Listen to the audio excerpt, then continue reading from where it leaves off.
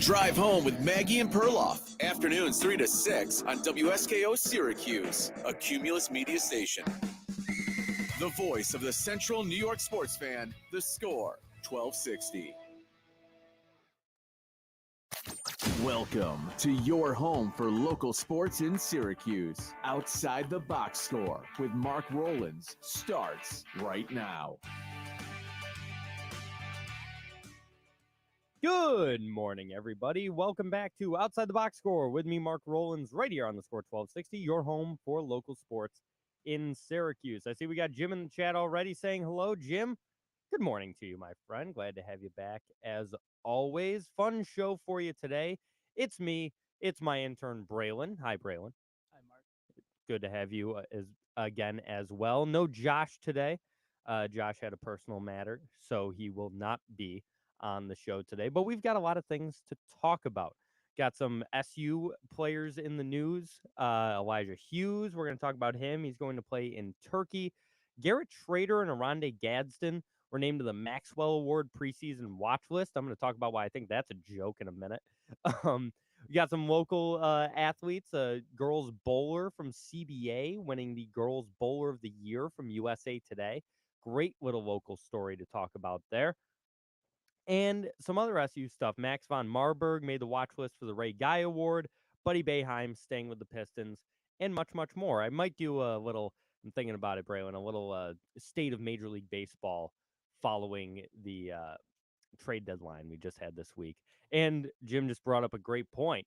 Realignment, conference realignment in the world of college sports, what it could potentially mean for Syracuse. Jim asks, why is it to some in the media a, quote, travesty for schools switching conference, yet when SU switched, there wasn't an outcry locally to stay with tradition, etc.? I don't know if there wasn't an outcry. A lot of people wanted us to stay in the Big East, and I'm one of those people.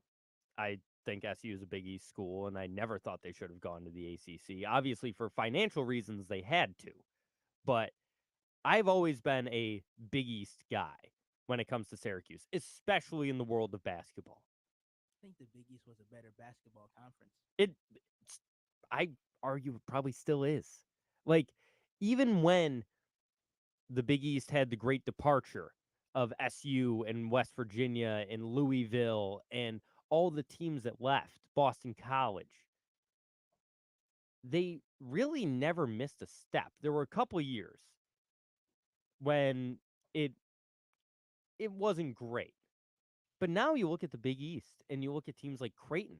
Creighton every year goes to the tournament. Villanova won 2 national championships after the departure of everyone from the Big East. UConn just won a national championship. Yes. Like, they're still, maybe outside of right now, I'd say the SEC is probably the best conference in college basketball in terms of top to bottom teams, competition. Big East is number 2. When's the last time we had an ACC champion? When was the last time Duke won? Or no, UNC. It was UNC. Was it Virginia? They won a few years ago. Yeah, but I'm trying to think what came. No, it was Virginia, because it was. There have been a few recent. I mean, Duke, UNC, Virginia. Those are the 3 that do it. But yeah, 2019 Virginia. And he also says, Jim says, you just said they had to leave. These schools moving feel like they have to. What's the difference? There really isn't one, except for the fact that there's no way. Like, I'm an Oregon guy, like, for football. I'm an Oregon football guy. Have been since Marcus Mariota, when I gave up on SU football because they had been terrible my entire life. And I personally don't like that they're going to the Big Ten. It's not even just for tradition. It's, yeah, they're going to make a lot more money in football from being in the Big Ten than they are the Pac 12, which, well, it's a lot more, but also I'm sure Oregon wasn't hurting for funds in terms of their football program. They've been pretty good the past 10 years or so. And the reason I don't like it is the non-profit sports, I'll call them. So not basketball, not football. If you're playing women's volleyball at Oregon, and on a Tuesday night, you got to travel to New Jersey to play Rutgers, and then go to class? Well, the purpose of the conference is where the proximity, right? It's geographic. It's simple geography. If I'm in Oregon, non-revenue is the word I was supporting. Aren't the non-revenue sports supported by football, though? Yes, they fully are. I'm not talking about this from a revenue perspective. I'm talking about this from a player perspective. If I'm in Eugene, Oregon, I don't want to go to Ann Arbor on a Wednesday night to play women's volleyball or to do something like that. It hurts those athletes. That's what I don't like about the realignment. Is it honestly, in terms of even the revenue sports, I know football is once a week and you do your traveling and stuff, but it's the same thing. If I'm at UCLA, and I'm going to keep using Rutgers as the example because they're the extreme east of the Big Ten. I mean, they're the furthest east team in the Big Ten. Like, same thing. I got to play state or USC one week and then Rutgers the next. These aren't professional teams. Logistically has never been in the discussion. SU has to go to Miami. Yeah, like, but that's not across the country. How often does SU go across the country? To play in a tournament? Maybe, but we do a lot of those like around here. And that's the only reason I think about it is in the non-revenue sports, the travel that they're going to have to do. And it just kind of sucks. I also personally just think the conferences should be geographic just because it makes the most sense. Like, they're playing in North Dakota and Hawaii. Well, I knew they were going to Hawaii, but I didn't know. Why is SU playing in North Dakota? Non-conference game? Well, I'm sure we're not playing like North Dakota State and on the road in a non-conference game. It must be a tournament. They're playing Oregon and North Dakota? Why? And I'm saying, like, that's the thing. Non-revenue sports haven't been considered. Jim says, when has non-revenue sports ever been considered? They haven't. It's all about football. I'm not disputing that. Well, maybe that's all that matters to these teams, though. It is. That's all that matters to these colleges is football. I got to get to the bottom of why Syracuse is playing Oregon and North Dakota.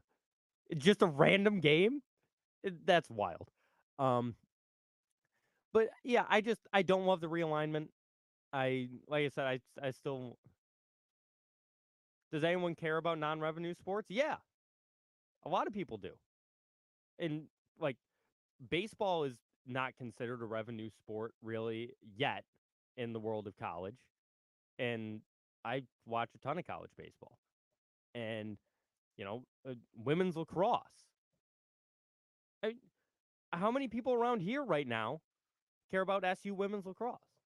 They just went to the tournament. They were the favorite to win the national championship. People were talking about it. Oh, Pat was wrong. They're not playing in North Dakota. They're playing in South Dakota. It's still weird. It's still very strange.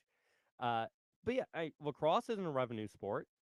A lot of people care about lacrosse, men's and women's. There are people that care about these sports, and I tend to be one of them. I had a reporter on this show to talk about the state of the SU women's lacrosse program. There's people that want to, that pay attention to these and want to talk about those, and just got a little bit harder. I also people don't care about lacrosse nationally though. They're starting to. They're starting to. Lacrosse has done nothing but grow in recent years.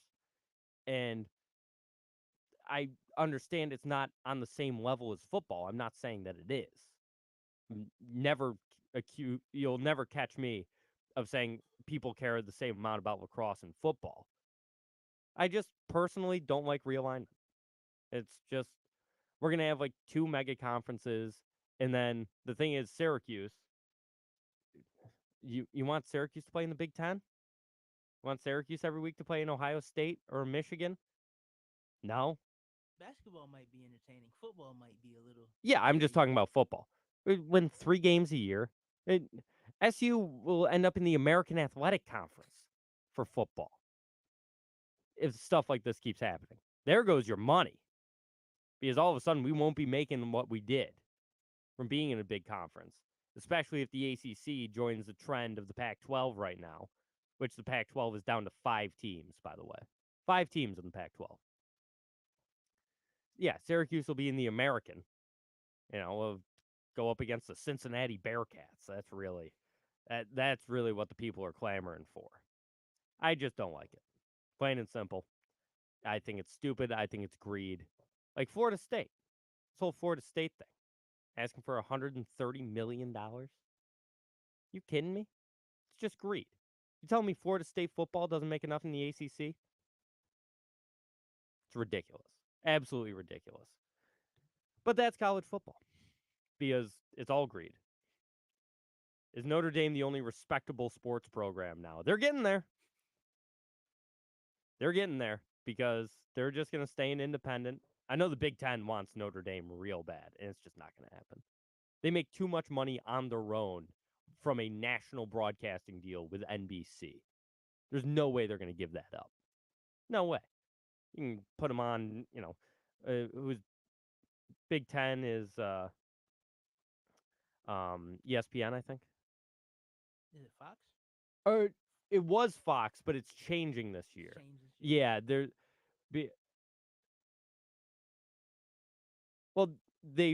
exactly, Pat. They don't want Notre Dame. They want NBC. Like the Big Ten wants to get that NBC money from Notre Dame. So it's a whole thing. It's a complicated situation.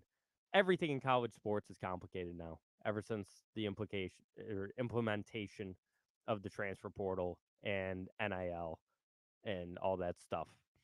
It's so complicated nowadays.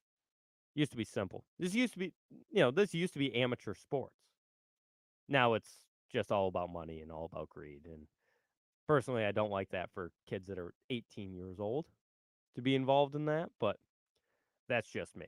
We got to take a time out here on Outside the Box Score. Phone lines open the entirety of the show, 315-671-1260 if you want to chime in. 315-671-1260. We'll be right back here on Outside the Box Score with me, Mark Rowlands, your home for local sports in Syracuse, right here on the Score. Quality furniture and so much more.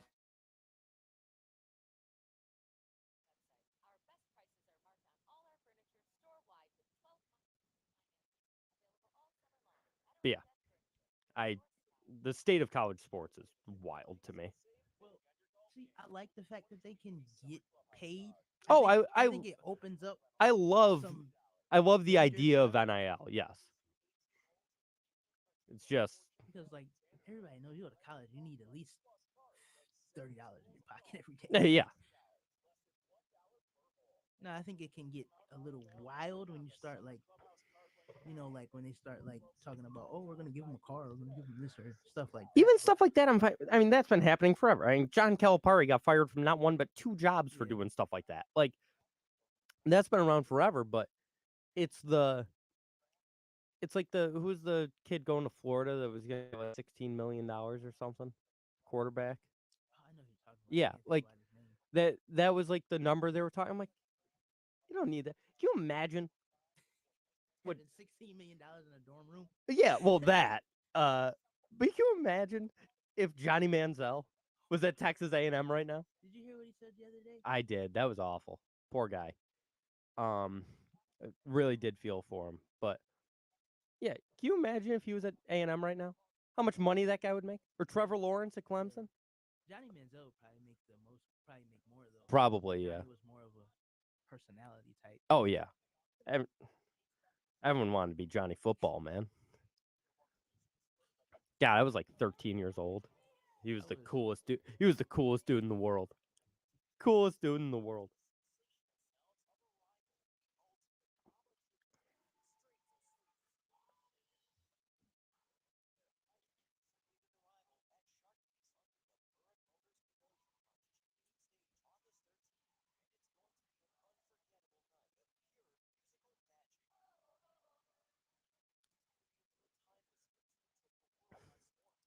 I'm just now realizing what they did was this is not the correct clock in here. What you mean? It doesn't have my sponsors like in the system. Yeah, because I didn't have the show last week, so they changed the clock and they never changed it. So none of these are your commercials. No.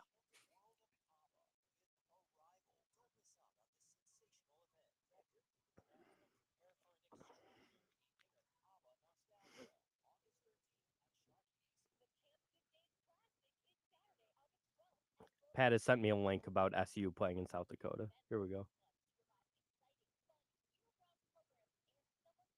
The Sanford Pentagon in Sioux Falls, South Dakota on December 17th. Is there a purpose for it?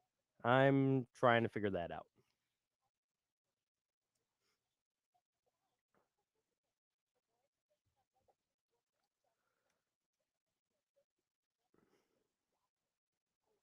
I am not seeing a reason.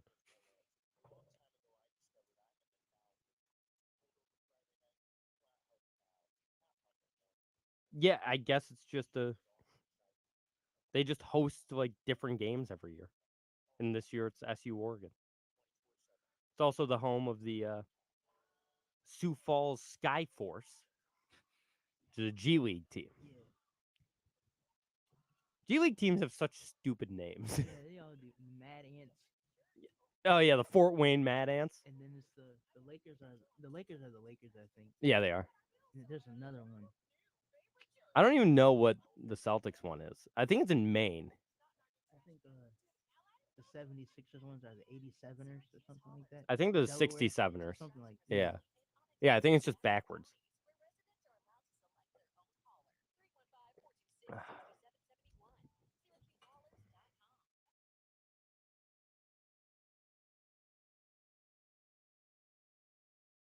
Things that Cumulus Boost can identify and fix. And that's how we boost your findability. CumulusBoost.com. CUMULUS Boost.com.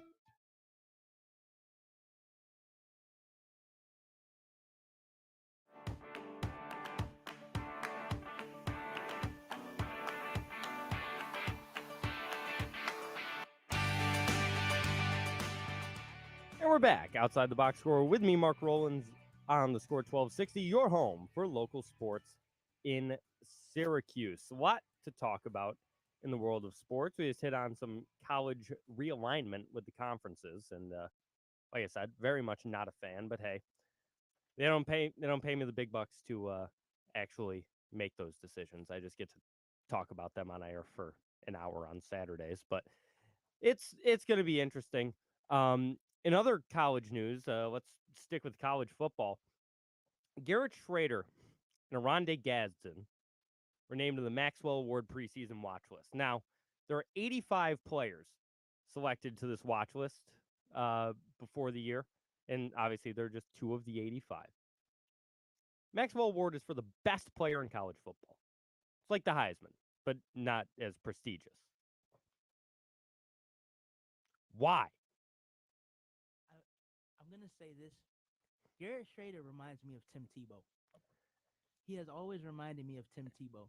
He might not be as good. Yeah, but he has always. That's the reminded me thing. of Tim Tebow. The play style is very Tebow-esque because he runs a lot and he doesn't know how to throw a football, and that's very Tim Tebow-esque. But he's just not that good. I'm sorry. I've been on this train for 3 years, ever since Schrader took over the starting job. Or 2 years now. I've been like, I don't really like this guy. just well, here's the thing. I shouldn't say I don't really like him. I really like him as a leader. I really like him as a locker room guy. I think he's exactly the type of guy you want your quarterback to be. I just don't think he's that good. And I've gotten ripped for that. I don't care. I just don't. He's not a very good thrower of the football. I know he got better last year. Numbers are fine.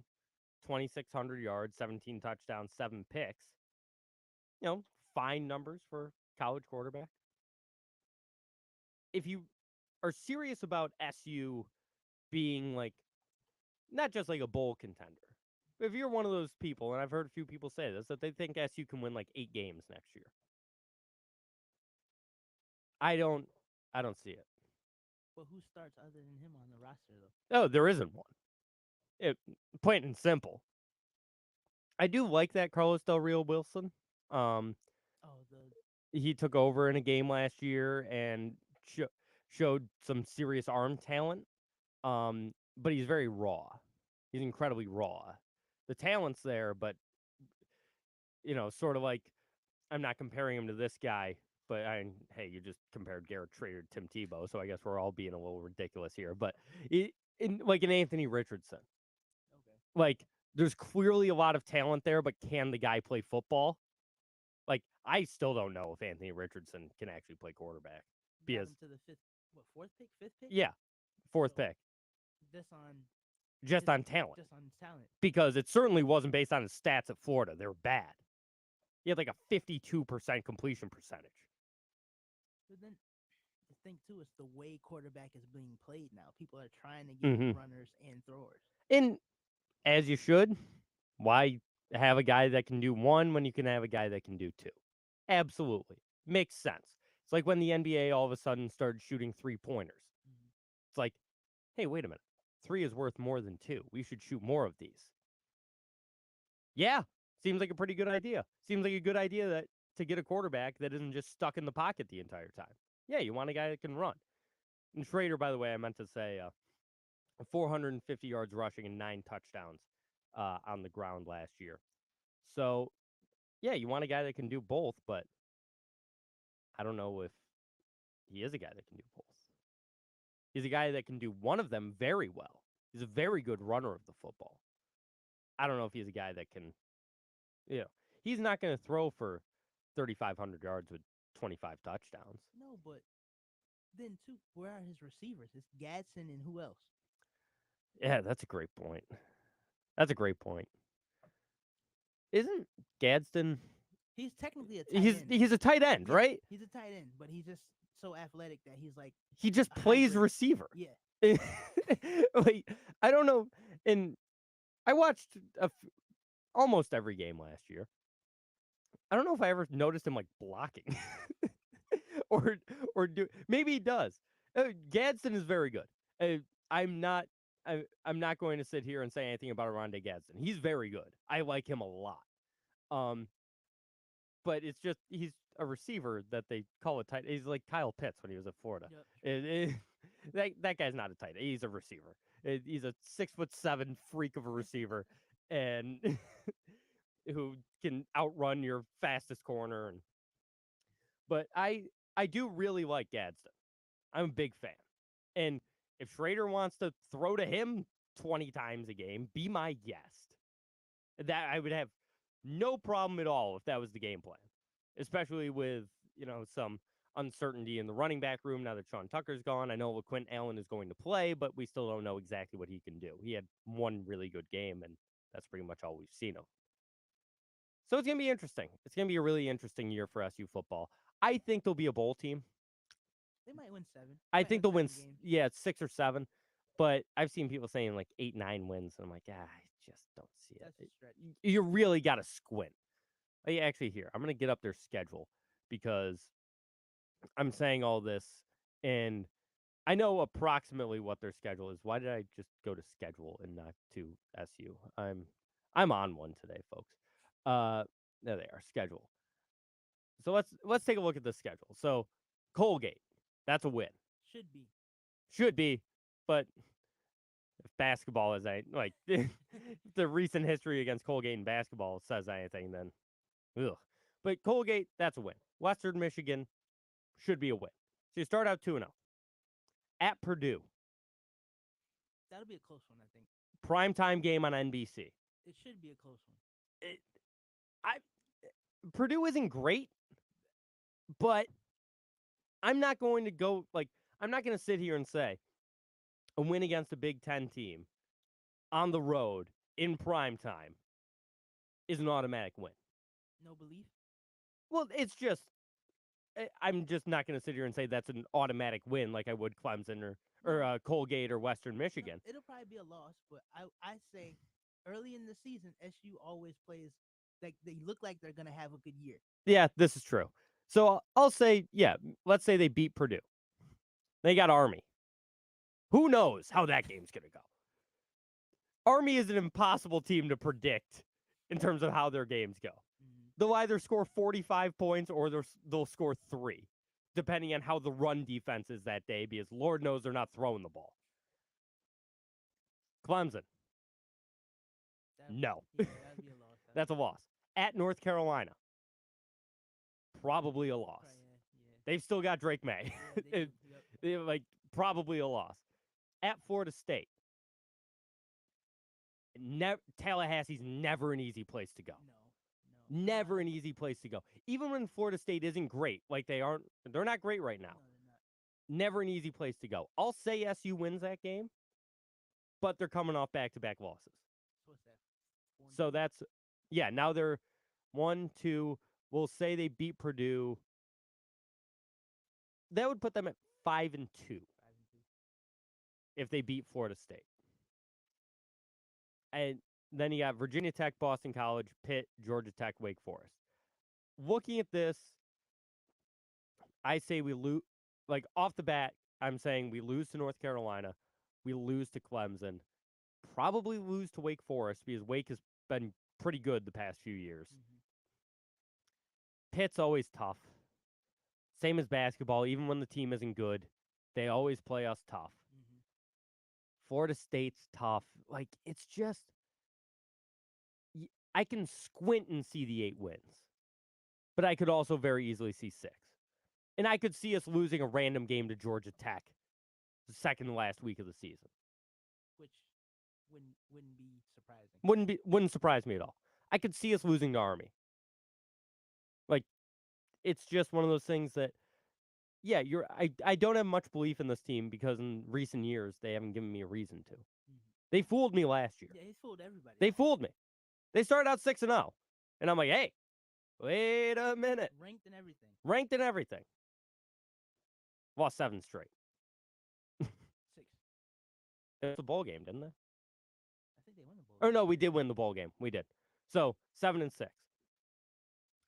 But they lose 6 straight and crawl into a bowl game and find a way to win. But it just, so no, I don't have much belief in this team. They'll, like I said, they'll be in a bowl. They'll probably be the Pinstripe Bowl for the 38th time. We love that gosh darn Pinstripe Bowl. I think but the positive is they did. Okay, they did lose the bowl game. They lost the bowl Yeah. game. Well, the positive is they're not 1-10 anymore. You're not looking and saying, "Oh, we're gonna lose every game." No, that's true. But I also feel, and I could be totally wrong about this because I have this is no inside information or anything. This is just my gut feeling. Oh, yeah, they're already playing at Yankee Stadium. They're playing Pitt at Yankee Stadium this year. I did forget that. But, so yeah, it won't be the Pinstripe Bowl. It'll be the Camping World Bowl again or something like that. But yeah, this is just my total gut feeling. I think the athletics department is just sort of fine with being just a bowl team at this point in the SU football program. Just get to a bowl and we're happy. It's a basketball school. It's a lacrosse school. It's not a football school. We just won a national championship in soccer. Almost won one in women's rowing this year. I just get a sense with how mediocre this team has been for so long. I mean, I'm talking since 1995. when it was McNabb and Marvin Harrison. We had that 10-win season under Eric Dungy, and it was like this magical year. And everyone was feeling great. We loved it. It was Eric Dungy was God in Syracuse for a few months. Should have got a better chance in the NFL. Agreed. There's a guy, very Johnny Manziel type player, or Manziel type player. But they just seem content with just being okay. This isn't a school that has national championship aspirations for football. Nor should they, to be fair, because it comes out of the SEC every single year and there's nothing we can do about that. But, or Clemson in recent years.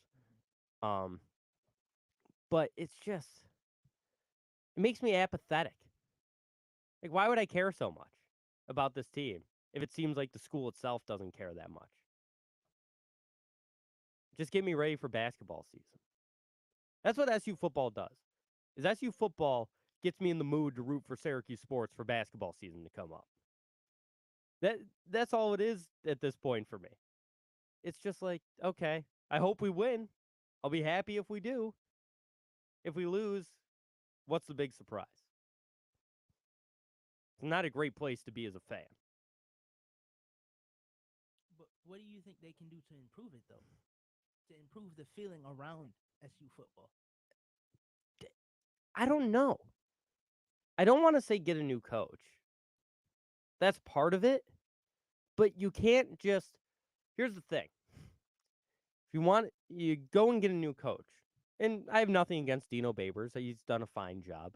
He's not a great clock manager or timeout guy, but whatever. It's nothing to do with him. It's just, if they went and got a new coach, it would have to be a big name. It would have to be. Because when they hired Dino, he wasn't a big name, but he was a hot name. Bowling Green had just had a lot of success. Their offense was, lightning quick, and they scored so many points, and it was a hot name when they hired Dino. I need a name, a real name, and none of those guys are going to coach at Syracuse. Well, who's out there, though? You can always find somebody. Every college coach is available every year. The guy that I was really hoping for, like years ago, was Kevin Sumlin. Oh yeah, that would have been interesting. That's my thing with college coaches is you say who's out there. If you're not Nick Saban or Dabo Swinney or like that level, everyone's available every year. Brian Kelly promised his life to Notre Dame. And up and left for LSU. Talk about something else I don't like about college sports. The amount of loyalty in coaches is negative. Negative loyalty. It amazes me how you can walk into a living room, look a kid in the eye. A kid! Not a grown man, a kid. Say, I want you to come play for me at my school where I'm going to be the entire time. Because I want to see you get better. And then 2 weeks later, he just up and leaves. It blows my mind how they can do that. Makes college football coaches much better liars than I would ever be. Because that's what it is. I mean, Brian Kelly was recruiting for Notre Dame a month before he left. Actively recruiting. And, nope, I'm going to LSU. See you later. Unbelievable. And I'm not saying they're wrong for it. I'm just saying it's something that always bothered me about college football. Just the way it goes, I guess. Grass is always greener on the other side until you go from, Notre Dame to LSU and have a mediocre year. Like they did. But they win 7 games or something? Did they win 7? Yeah, that's the thing. Maybe not. It's who needs to win 10 games every year and be on national television every single week? And I don't need that. I'm gonna go to the Bayou, put on a fake Southern accent, and win 5 football games. Is I'm Brian Kelly, and they offered me more money. We got to take another time out here on Outside the Box Score with me, Mark Rowlands. Phone line's still open. Like I said, open for the entirety of the show, 315-671-1260. If you want to say anything on the phone lines, 315-671-1260. You're listening to Outside the Box Score right here on the Score 1260. That's Mike saying good morning.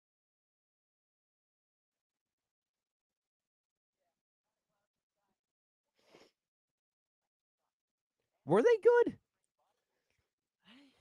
Pat saying LSU was good. I don't remember them being good. It might have been the year before because I know they had a bad year. It was the year before when they fired Coach O. Okay. Oh, that's right. They did beat Bama.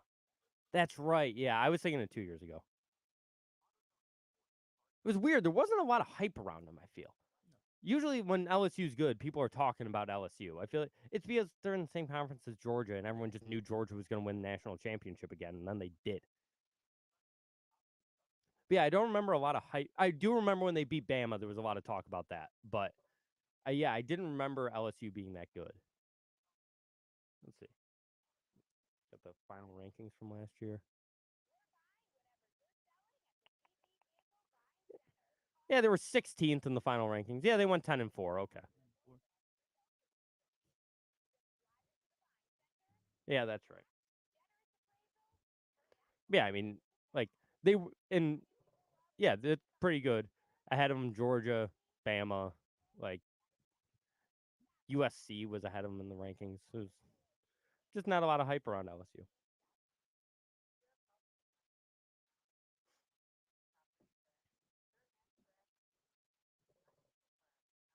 I think Texas should just like get rid of football. Why? Because what a pointless fucking football program. But they got Arch though. Yeah, I know. Pat, stop trying to get me into fish. With a PH, it's a band.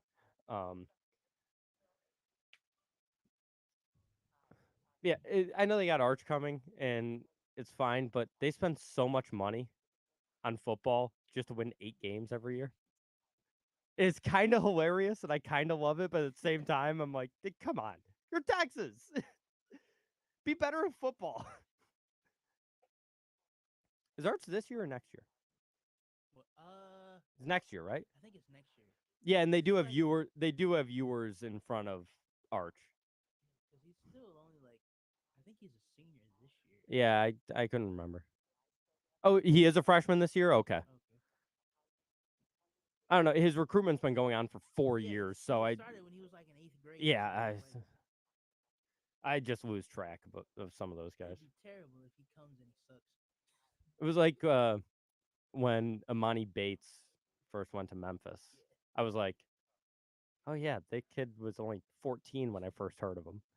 Now he's on Cleveland. If he turns out to be good on Cleveland, Cleveland might be scary. Yeah. Yeah, I knew he wasn't going to start this year because of yours, but They're going to be calling for it, though.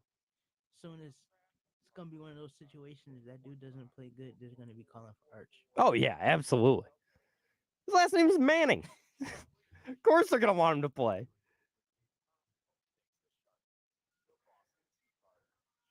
The only thing I worry about is he's named after his grandfather, who was not good at football. His stats are terrible, and he's in the Hall of Fame. It's not yours? Who the hell is the starting quarterback at Texas? I thought it was yours. Did he transfer? He might have. I don't know. It's so hard to keep track. Malik Murphy. That's the starting quarterback? Apparently. So where's yours? Now I gotta look. Yours is still there, but he's not start. I swear I don't understand Texas.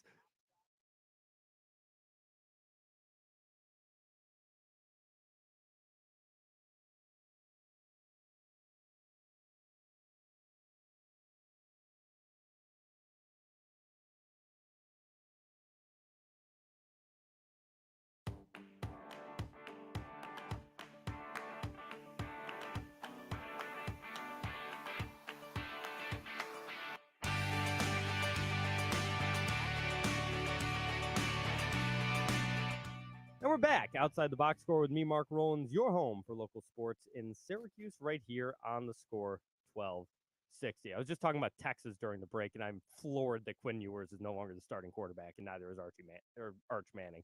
Malik Murphy, apparently. I don't know. Anyway, let's go over to the phone lines, 315-671-1260. We've got Jamie the FedEx guy chiming in. Hey, Jamie, how's it going? Doing pretty good, Mark, and I just gotta say, I love the shade that you're throwing to the SU program. So you are on the bandwagon with me as an SU hater. I'm not an SU hater, Jamie. I'm not a hater. You're the SU hater. I just take a realistic look at the program and say, what is there to get excited about? Because to me, it's not much. Bingo. I predict 3 wins, and Deion Baber's going to get fired, even though we don't like seeing people get fired. He hasn't done much except for one good year. The Babers situation is interesting because I don't think they would fire him, even if he won like 3 games. I don't know. I think there's like just a sense of stability with him that I don't know if it's earned or not. But I feel like there's a sense of stability with a guy like Dino Babers where they just want him to, stay, and he's a really likable guy, and the players love to play for him. He's always in their corner. I don't know if they would get rid of him unless it was just a truly horrific season where they won like 1 game. I got you. And then, Mike, I had a question for you. Are you able to perhaps get a fantasy football expert on your show, like during the football season, for like last-minute weekend preparations for our Sunday games and Monday games? Yeah, it's something I'll probably do every once in a while. I likely won't do it every single week. Just because personally, that's just a lot of talking about fantasy football for me. And so it's something I'm probably going to get one on in the next couple of weeks to talk about, upcoming drafts and stuff like that. I have one in mind, and I don't know if you would want me to get him on the show, Jamie, but it's your good friend Brian Drake was the one I had in mind. But I might reach out to Drake in the next couple weeks, get him on leading up to our fantasy draft starting. Because the Chumps League is the 26th, and yours is when? The 7th? 6th? September 6th. Yeah, September 6th. So, yeah, I'll try to get one on in the next couple of weeks so we can do some looking ahead to the fantasy football season, because it does mean a lot to a lot of people, ourselves included. Yeah, that's cool, man, because, the NFL is more important than college football with all this realignment. Everyone's starting to hate the game, and all the rivalries seem to be dead. So everyone's like walking away from college football. Yeah, it could be a big year for the NFL. I've been saying this for the past couple of years, and this could be just me, but I don't know. I haven't loved the actual product of the NFL in a couple of years. Like in terms of the play on the field, I don't know what it is. Like watching some of the best athletes in the world do amazing things. It's just I've seen so many sort of dud games in recent years that I'm starting to like not like wean off of it. I'll still watch so many football games. I don't know what it is. It hasn't interested me the past couple of years as much as it had in years past. I can respect that and understand it because it's watered down. You barely can touch anyone anymore. When I was a kid in the 80s, they played to kill each other, and that was what football was all about. Mm-hmm. It's all about player safety and all this stuff, which is fine. But they know what they sign up for. That's why they make the big bucks. They put their lives on the line. So take the good with the bad. And they should have never put all these rules in place. Yeah, maybe that's part of it. I don't know. It's not that I'm like fully losing interest. Like I said, I still love football and I'll still watch way too much of it. But the product in recent years hasn't been exactly what I wanted it to be most of the time. There's always the exception, like that Bills-Chiefs playoff game from a couple years ago was one of the greatest single sporting events I've ever seen. So there's always an exception. Yeah, I hear you there, but for you baseball fans, yourself included, unfortunately, NFL is always going to be king until the day we die. Oh yeah, it will. And there's either two things. NFL is going to be king, or we're not going to have professional football in like 30 years because of all the rules and stuff, and parents don't want their kids playing football anymore, and there's no in between. Could just be flag. Right. Yeah, or Two-hand touch. it turns Professional it two-hand yeah, touch. it turns into two-hand touch, and then no one watches it. Like Yeah, there's no in between of what happens with the NFL. It's either going to be king or dead. That's it. Anyway, thank you, Jamie. Have a good rest of your Yeah, weekend. no All right. problem. Have a good day. You too. Thank you. All right, there he is, Jamie the FedEx guy chiming in. And Pat says, "You're out of your mind. The NFL rules." Yeah, like I said, still love the NFL. Um, I I I don't know what it is. I think I've seen. You know what it is? I've watched too many Thursday night football games. Those games always stick. I've watched too many, and I don't mean this from like last year, but just in general. I've watched too many like Texans Jaguars Thursday night. It's just a real crappy game about two teams no one cares about. I personally, Pat says I love Thursday night football. I don't. I stopped watching it last year. Yeah. I watched one Thursday night game last year, and partially because it went on Prime, and it was I watched it was when the Chargers played on Thursday night football. I forget who they were playing, but it was a good game, at least on paper. Might have been it wasn't the Bills. It was on paper. It was a good game. I don't remember who it was, but even oh, that wasn't Thursday. That was a Monday night game, wasn't it? The DeMar Hamlin incident? Because I That did was a watch. Monday night game. Yeah, that was a Monday night game. Yeah, because I was gonna say I watched that. I was watching that game when that happened, but yeah, it was, and even that one was a bad game.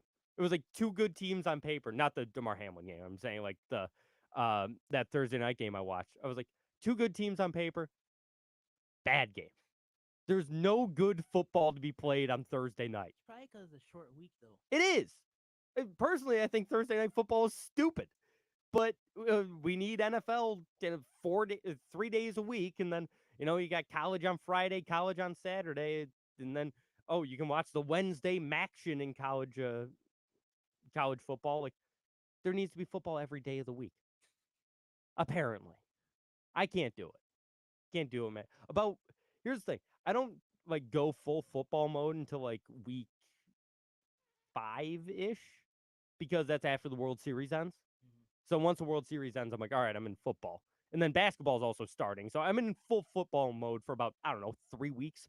and then around week 8 or 9, I just lose. Like, I'm burnt out. I'll watch like one game for 3 weeks, and that's it. But that's football, man. It's always got to be on. Always got to be on. Another timeout here on Outside the Box Score with me, Mark Rowlands. Phone line still open if you want to chime in. Call during the break so I can screen the call. 315-671-1260. That's 315-671-1260 right here on the Score 1260.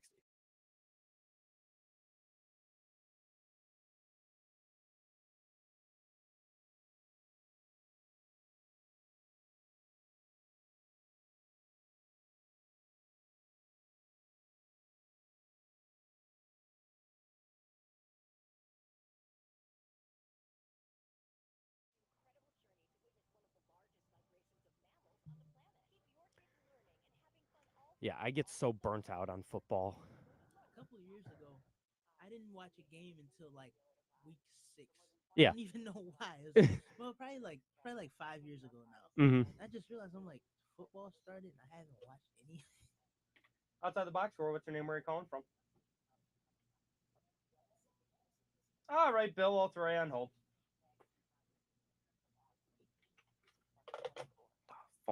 Phone lines are ringing off the hook. I love it. Pat, I know you will watch football 7 days a week. You're a madman. You're a madman.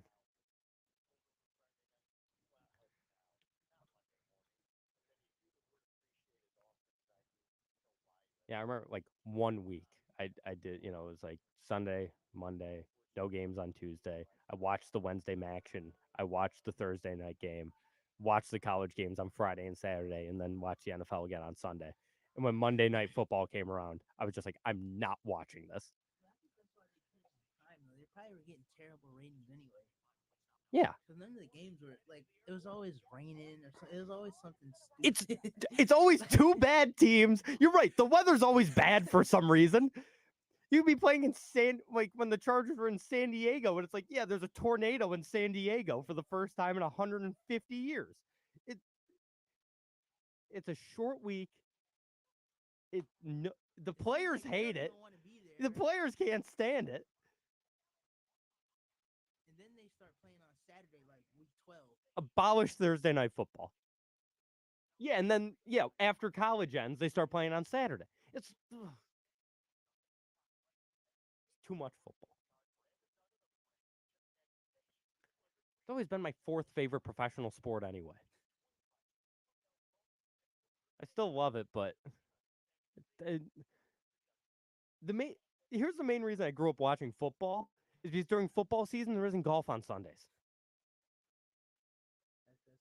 That's the main reason I grew up watching football is because it's always golf on in my house on Sundays, and during football season there's no golf. So it's like, all right, we'll watch football.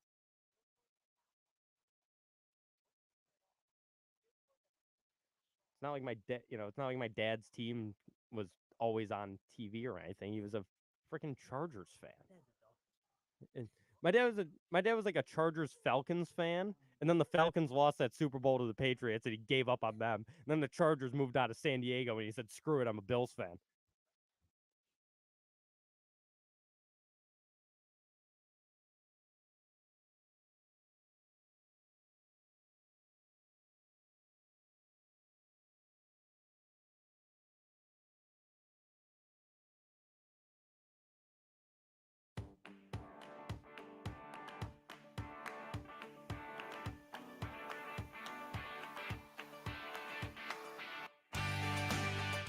And we're back outside the box score with me, Mark Rowlands, your home for local sports in Syracuse, right here on the Score 1260. We're going to jump back over to the phone lines. We've got Bernie from Blue Mountain Lake. What's going on, Bernie? How you guys doing? Doing well, my friend. How about yourself? Well, we're just out in the wilderness here. I'm thinking about your SU football and commentary, and you got to start at the top with the administration. Mm-hmm. To say they're horrible would be an understatement. When they failed to replace Jay Krauthammer with a quality AD, and they had one right in their midst, Sue Edson, who was spectacular. They hired a couple of interim people, and then a Daryl Gross, and now they got a guy named Wildhack who came from ESPN. Yeah. You might as well have gone into a toilet bowl to get a better selection. And I think you said the word earlier, apathetic. Mm-hmm. All the people I know that helped build a dome sold their tickets or gave them up long ago when they figured it out. Just about money. Yep. SU does lead the nation in hype and BS. Oh, yeah. Have for years. They're great. They're great. Then you mentioned Notre Dame and Brian Kelly. Mm-hmm. I don't know if you go back this far. You probably do. They had a linebacker, I believe, by the name of Manti Te'o. Oh, yeah. I remember Manti Te'o. Oh, yeah. Remember the deal with him and my girlfriend died. Yeah, the girlfriend. Oh, yeah. Well, they scheduled him to be on every AM Today Show, ABC. Mm-hmm. What a tragic. It was all BS. It was awful.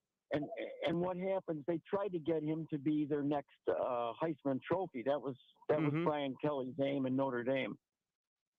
Yeah. So as far as Notre Dame is concerned, you can pile more heaping warm dog manure all over those people. Yeah. But you guys, thank you for what you guys do, because you keep me up on what's going on in the world of sports. And the last thing, the perfect template for pro sports and college sports is the federal government. Mm-hmm. Okay. Okay. Who contracts? Who gets voting? Who pays people to vote? The lobbyists in D.C. Yep. Okay. Who is the comparable one in terms of college athletics? the TV networks. Yeah. They got money coming out of their shorts. Mm-hmm. The ADs make the decisions, et cetera, and so on and so forth. And all you got to do is watch a couple Steven Seagal movies, Above the Law, Hard to Kill, and Glimmer Man. And all you got to do is see the federal government in every aspect of college and pro sports. And personally, I'd rather be outdoors taking pictures of eagles and black bear and whatever. I don't blame you. But, That sounds like a decent life there, Bern. And grow a garden. Take your kids out and your grandkids out to a luncheon. But thank you guys for keeping me up on what's happening in sports. Of course, Bernie. Thank you for calling in. Have a good rest of your weekend, all right? You too. And tell Jim Monday, stay with it, baby. All right. All right, I will. All right, talk to you soon, all right, Bernie? Thanks, guys. Yep, have a good one. All right, that was Bernie in Blue Mountain Lake. And next, we've got Bill the FedEx guy. What's going on, Bill? Not too much. How you doing, Mark? Doing well, my friend. What's on your mind? I was just thinking about with the conference realignment you were talking about. Mm-hmm. Somebody mentioned it on the national show that was on before the best of. And I think it's an interesting point. The way all these super conferences are forming, Yep. does that at some point chase Notre Dame into a football conference? And if it does, is it the ACC, which would make it a horrible idea for Florida State to leave? Yeah, it's interesting because I believe if Notre Dame was sort of like forced into a conference, they would probably just end up going to the ACC because, they play, ACC for basketball and stuff like that. So that's where I would lean them going. But who knows at this point? Really, it's just a crapshoot. We've got teams going everywhere for, Colorado's going to the Big 12, and Arizona's going to the Big 12 now. I think USC and UCLA are going to the Big Ten. Yeah, they're going to the Big Ten. It's just a total crapshoot with where these schools go now. So I don't know where Notre Dame would end up. I would lean ACC, but I really couldn't put a true destination on it. I mean, if Notre Dame goes ACC, you're looking at 4 conferences. Mm-hmm. Big 12, Big 10, SEC, ACC. Those are your 4 conferences. And then if they want to break away and become their own entity, they can. Yeah, it seems like that could be the way we're going. The Power 5 all of a sudden is just the Big 4. And that could be exactly the way that this is going. All right, and then just one more thing real quick. I'm calling my shot on our resident Syracuse hater, Jamie. Uh-huh. SU wins more games than he does in the Champs League this year. Oh, boy. That's cruel. That's cruel, Bill. I like it, but it's cruel. And I'll see him in the Chumps League next year when I come back up to the Chumps, and he's spiraling like a madman downward. All right, Bill. Thank you very much. Have a good weekend, all right? You too. All right, there he is, Bill the FedEx guy. One more time out we got to take here on Outside the Box Score. Come back, wrap things up here on the Score 1260.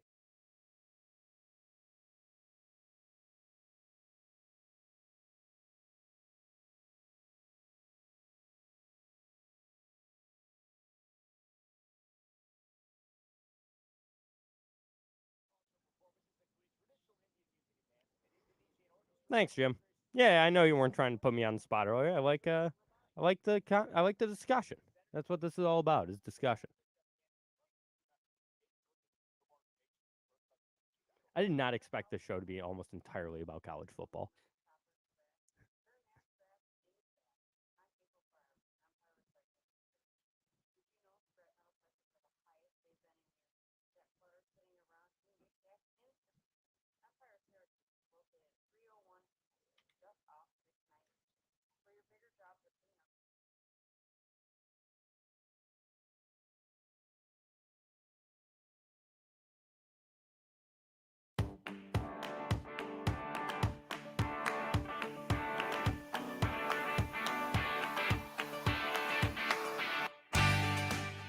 And we're back, and we're wrapping things up here on Outside the Box Score with me, Mark Rowlands, your home for local sports in Syracuse, right here on the Score 1260. Thank you so much, everybody, for listening. Thank you, Braylon, for being here.